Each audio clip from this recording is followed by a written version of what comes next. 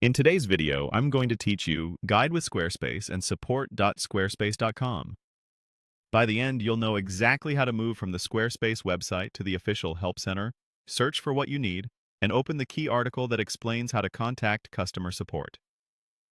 All you need is a web browser and an internet connection. Start by heading to the Create Your Website page on Squarespace. This is the main starting point for building a site, and it's a reliable place to access all of Squarespace's official resources. Make sure you're on the real Squarespace domain, and if you see any cookie prompts or pop-ups, clear them so you can view the full navigation bar without distractions. Next, look for the Resources link in the site's top navigation. On a desktop, it typically appears in the main header. On a smaller screen, it may live behind a menu icon. Clicking Resources is useful because it gathers learning materials, templates, and, most importantly, for this walkthrough, support options in one place. If you don't spot it right away, try scrolling to reveal the full header or zooming out slightly in your browser. From there, choose Help Center. This takes you to Squarespace's official support site, which opens in a new view. You'll know you're in the right place when you see a clean support layout with categories, featured guides, and a prominent search area.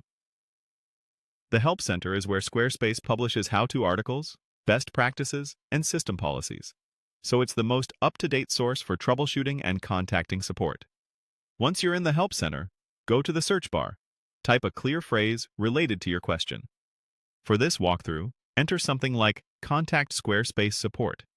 Keep your keywords simple and specific.